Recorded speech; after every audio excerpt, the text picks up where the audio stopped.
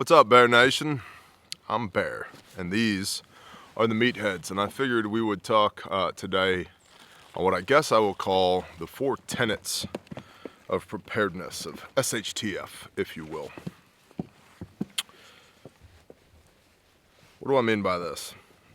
Kind of the 4 guiding principles, if you will, overarching columns of preparedness as I've grown to see it in the last 15 years or so. What are they? What can you see? What do you think? What do you know? And what do you do? Now, to reiterate, preparedness for me anyway, is perpetuating normalcy for the people that I love. And we do that through risk mitigation by stockpiling material goods and coupling that with the appropriate skill set and mindset and heart set to be able to be a benefit to the people that we love and our communities maybe, and perhaps one day our country, if this thing grows large enough. So let's start with see. What can you see? Seeing is more than, hey, I'm talking. Got 11 babies on the ground over here. You can see them. Seeing is more than simply observing. You know, your surface level observations, which you should be doing. You should be observing, and it's up to you what your KPIs, your key performance indicators for SHTF are. Are you observing tyranny, civil unrest, economic crisis, war and the threat of war, climate change and critical weather events, the availability or unavailability of labor, etc. That's up to you, your KPIs, key performance indicators, whatever floats your boat, right? It's more than what you can see at the surface level. Let's maybe think a little bit deeper. What can you see in people? Good or bad? How do you see the people around you? Are they assets or are they liabilities? Most of us have people in both columns, assets and liabilities. And most people have things, facets of their existence that make them an asset or a liability. So how well do you see those people around you? How often do you see those people around you? Where? How do you see those people around you? Right? Is this a softball game, a community bake sale, a faith group, training, fellowship, homesteading? How do you see the people around you? And what do you see in those people? What do you want to see? And see, when you see things that you don't want to see, people will tell you who they are through their actions much more than their words. And again, none of us is perfect, especially me. But having context with people, doing stuff that means things with a group of people allows you to build that context to where you can reprove and instruct one another in love. Hey man, I noticed that XYZ and it made me feel ABC, and I was wondering if we could have a conversation about that. So if you lack the context with somebody to have those deep conversations, they don't ever get better. And a core foundational tenet of what we do with preparedness, again, I've been doing this since Hurricane Katrina, so over 15 years. Live your life in such a way that the people that you do life with have an everyday benefit to your life, not just when the balloon goes up. Do Tuesday together, not doomsday. Because if you can't do Tuesday together, you're definitely not going to do doomsday together. And if you don't like each other on Tuesday, you're definitely not going to like each other when the freaking world ends. Right? So what do you see? What are your KPIs, key performance indicators? What do you see in people? What do you see out there in the world? Okay? And then what does that make you think? Think. Ponder. War game. Develop COAs, courses of action. If this, then this. I think I would do this. I think we should do that. If this happens, then this. If inflation continues to rise, then I think likely that we will potentially head into a recession, right? I think. And it's worth thinking. Although, and some of these concepts will mirror the OODA loop, observe, orient, decide, act. That's good. It's unintentional, but maybe deeply in my subconscious is rooted the OODA loop, and that's why I came up with see, think, know, do. Okay? Observe, orient, decide, act. What do you think is going to happen? War game that out. And what do you think the ramifications, the effects for you are going to be if these things happen?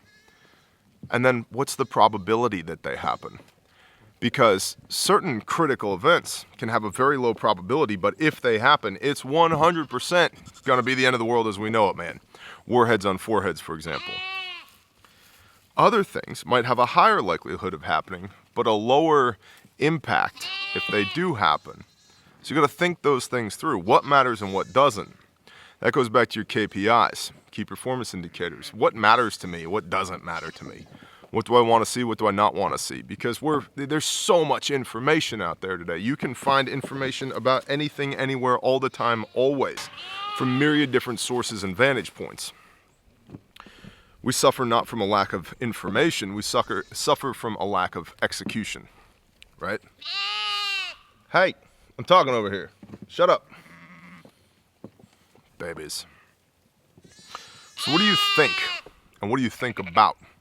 What do you think about what you think about? Let's go to know. What do you know is true? What do you know is non-negotiable? Like, I know these things are unacceptable. I know I will not bring these types of people into my life. I know I will not do these things. I will not cheat. I will not steal. I will not murder.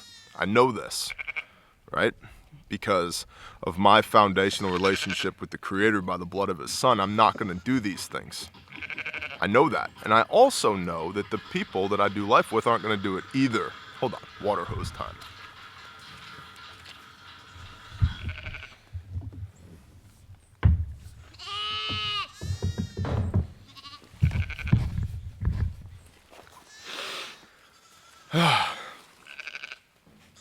So what do you know?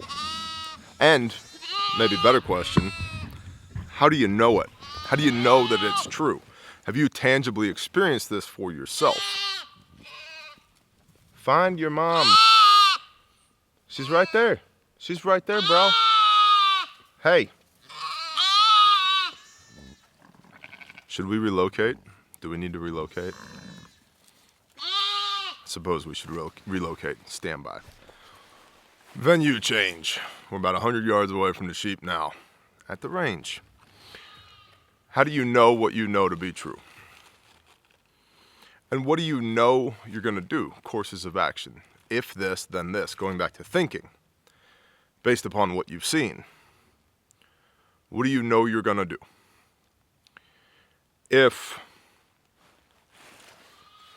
I get fired from my job, I'm going to eat my food storage because that's one less expense that I have to come up with. If somebody breaks into my home at 3 a.m., I'm going to deal with that threat this way because I've thought it through. And I can see them breaking in because of, counter surveillance, etc. Right? What do I know I'm going to do? And you knowing and your organization knowing are two different things, which is why your courses of action should be codified, written down. If you are the only person that understands what the plan is, when the balloon goes up, you have what's called a key man issue. And if you get hit by a bus, nobody else knows what to do now, bro. So what do you know? What do you know you're going to do? What does everybody else know how to do? And then do.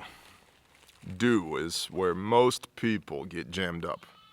The doing, because it's now no longer an academic activity. It's a physical activity. You have to go do stuff.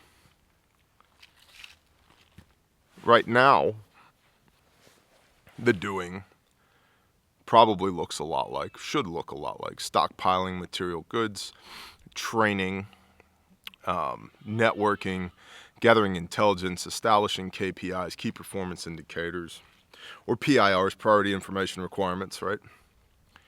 But once the balloon goes up, I think a lot of people have it in their mind that, wow, it's really bad, the balloon has gone up. I'm gonna hunker in my suburban 4-bedroom, 2.5 bath house in this cul-de-sac, and I'm gonna let the zombies pass me by because I'm really well prepped, bro. I've got all the saltines a man could want, and I've got 9,000 rounds of 5.56. And on this hill I shall stand. Anybody comes past the mailbox, they're getting smoked, bro. First of all, that's a really bad plan. Second of all, depending on how you define SHTF, that could work. If you lived in Texas when the power went out in 2019, hunker in place, stay warm, eat soup, make coffee over a fire, right? That'll work. If the national grid is taken offline, which we've seen infrastructure attacks all across the country and across the world. In fact, we know beyond a shadow of a doubt that Russia will attack critical civilian infrastructure because they're doing it in Ukraine right now, right? Which, what's to say they wouldn't do that here? Nothing. Do I think that's likely? Not currently, based upon what I see and what I think and what I know, but could change. What would I do about it? Well, that's beyond the scope of today's video. But if the national grid goes down, where you're talking half a year to several years for restoration of power and services, and everything that's downstream from the flowing of electrons, water, sewer, commo, heat for many people, the pumping of fuel, which means the logistics and first responders like fire, law enforcement, and EMS, hospitals, medical care, etc., all of that's downstream from the flow of electrons. If all that goes away, and you have to survive for an extended period of time, you're going to have to do stuff more than hunker in your McMansion and wait for trouble to pass you by. Because once you start consuming your food storage, you need a way to replenish it, right? And again, if your plan is to get into as many gunfights and win as many gunfights as possible in SHTF, that's a really bad plan. You're gonna lose. Because even if you are a tier 1 operator, your wife isn't, your kids aren't, your neighbors aren't, your pastor, your priest, your rabbi isn't, it's not gonna work. It's unsustainable. It's not long-term sustainable when the entire logistics system and support structure of the United States Armed Forces, the Department of Defense, is behind you, let alone on your own in SHTF, man.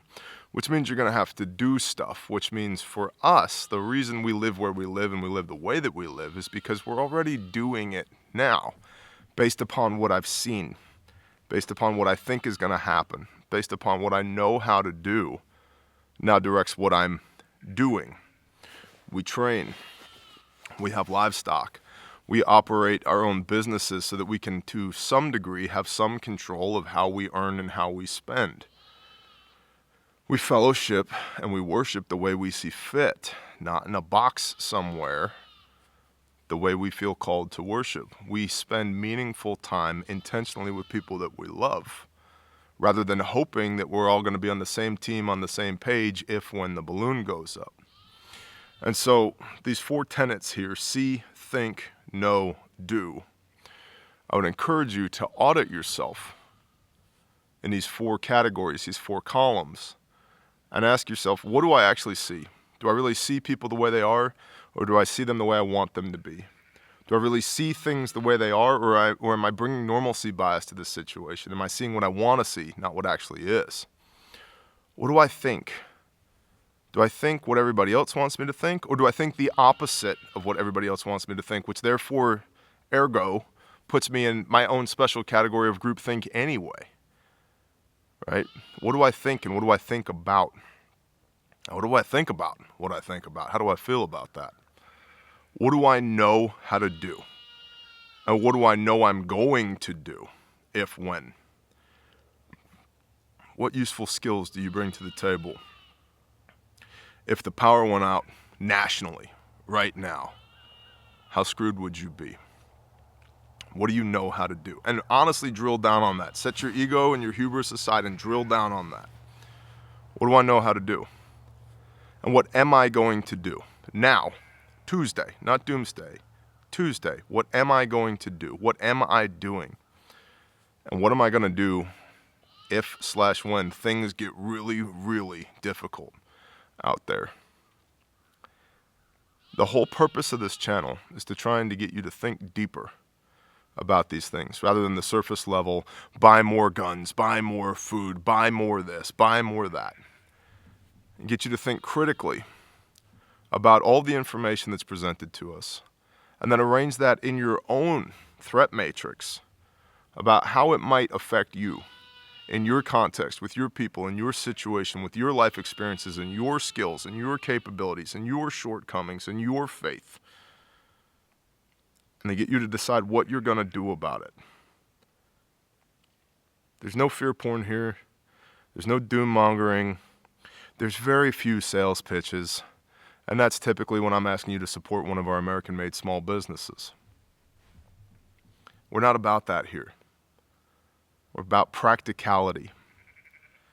So I would encourage you practically, see, think, know, do. Audit yourself, audit your people, audit your systems, and come up with an actual plan. I appreciate y'all. Have a blessed day. Shalom.